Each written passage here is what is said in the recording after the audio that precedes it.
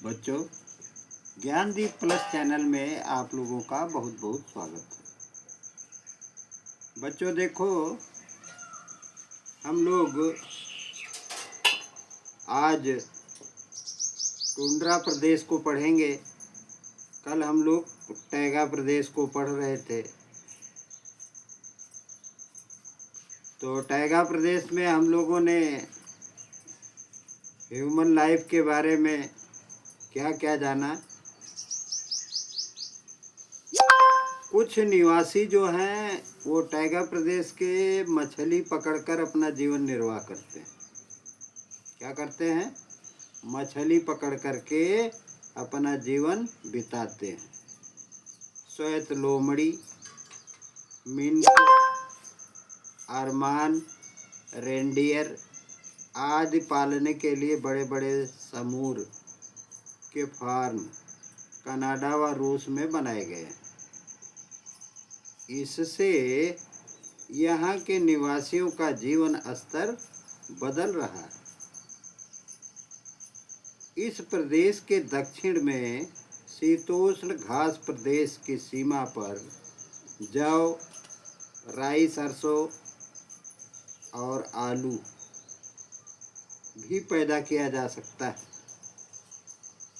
Siberia में trans Siberian rail, रूस तथा कनाडा में कनेडियन नेशनल और कनेडियन पैसिफिक रेलमार्ग इस वन प्रदेश की दक्षिणी सीमा पर स्थित है।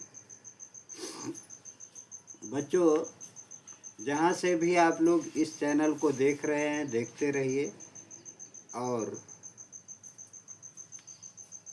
देखने के बाद अपने मित्रों को भी शेयर कीजिए ताकि वह भी इसे सब्सक्राइब करके आप लोगों के साथ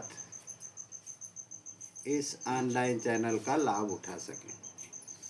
बच्चों देखो, आप मानचित्र पर उत्तरी ध्रुव को देखिए।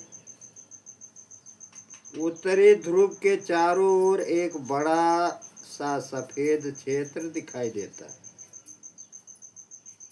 वास्तव में यह आर्कटिक महासागर का वह हिस्सा है जो पूरे साल बर्फ के रूप में जमा रहता है। टुंड्रा प्रदेश कहलाता है। यह उत्तरी गोलार्ध में 65 अक्षांश के उत्तर में उत्तरी ध्रुव के समीपवर्ती भागों में एक पतली पेटी के रूप में फैला है। इसके क्षेत्र में एशिया, यूरोप और उत्तरी अमेरिका के कुछ भाग आते हैं।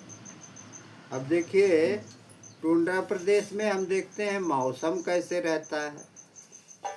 मौसम के बारे में, यह एक ऐसा क्षेत्र है जहाँ कई महीने लगातार रात रहती है और कई महीने लगातार दिन हो जाता है। यहाँ 3 महीने नवंबर, दिसंबर व जनवरी में सूर्य दिखता ही नहीं, जबकि 3 महीने मई, जून, जुलाई में सूर्य अस्त ही नहीं होता। बताइए ऐसा क्यों होता है? यहाँ का धरातल कम से कम 8 महीनों तक पूरी तरह बर्फ से ढका रहता है। इस कारण यहाँ पूरे साल ज़्यादा से ज़्यादा ठंडक होती है, ठंडी पड़ती है। अब इस ठंडी के मौसम में सूर्य दिखे कैसे? बच्चों देखो,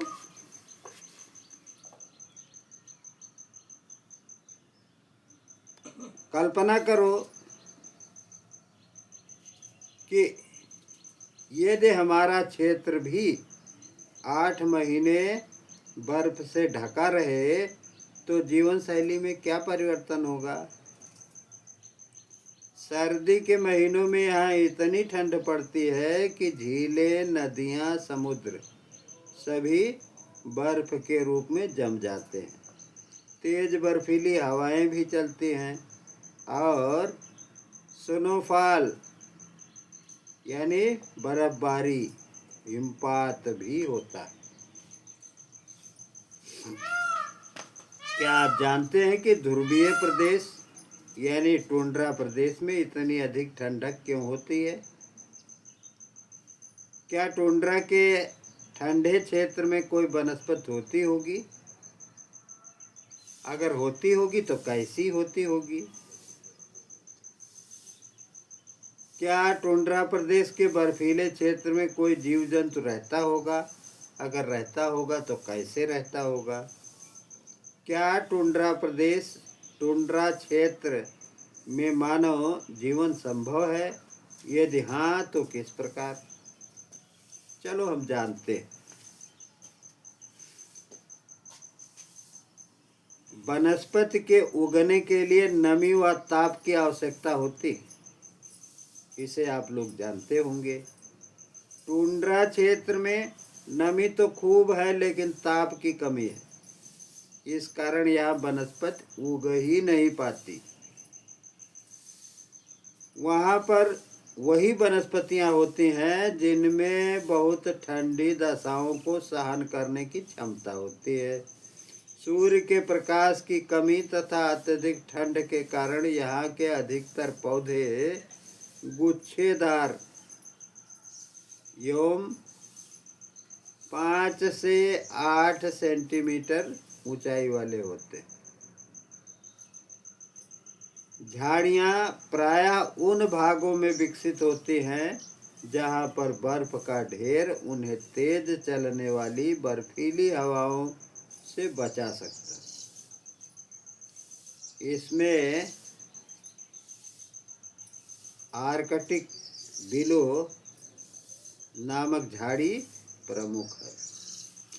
प्रमुख रूप से ये झाड़ी वहाँ उत्पन्न होती है। गर्मी में बर्फ पिघलने पर लाइकेन, काई, वर्च और एल्डर के छोटे छोटे पौधे उगते हैं जो रेनडियर पशु का प्रमुख भोजन है। अब जीव जंतु को हम देखते हैं। जीव जंतु आप जानते हैं कि टुंड्रा प्रदेश में अत्यधिक ठंडी पड़ती है, फिर भी यहाँ रेनडियर, ध्रुवीय भालू,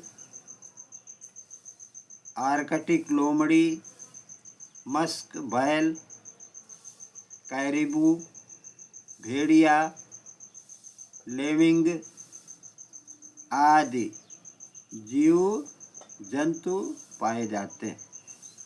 ये इतनी अधिक ठंड में कैसे जीवित रहते हैं? चलो हम इसको भी जानते हैं। मस्क बैल स्थूल शरीर वाला शाकाहारी जंतु है। इसके शरीर के ऊपर मोटे बालों का घना आवरण होता है जो अत्यधिक ठंड से उसकी रक्षा करता है। गर्मी में यह आवरण झड़कर गिर जाता है। आर्कटिक लोमड़ी, इसके शरीर पर घने बालों का दोहरा आवरण होता है जिस कारण वह 0 से नीचे 50 डिग्री सेल्सियस तक ठंड सहन कर लेती है। ध्रुवीय भालू और कैरिबू के पैर का निचला भाग इस तरह का बना होता है कि उससे होकर शरीर की नमी बाहर न निकल सके। इस तरह वह ठंड से बच जाता है। यहाँ के समुद्र में सील, व्हेल और विशालकाय वातावरण का वालरस रहता है जो मई जून के महीनों में पृथ्वी पर आ जाता है। तो बच्चों, जहाँ से भी इस चैनल को देख रहे हैं, आप लोग इसे लाइक, सब्सक्राइब और शेयर कीजिए। और इस चैनल के बारे में 2 शब्द ज़रूर लिखिए। बच्चों, बस आज इतना ही। धन्यवाद।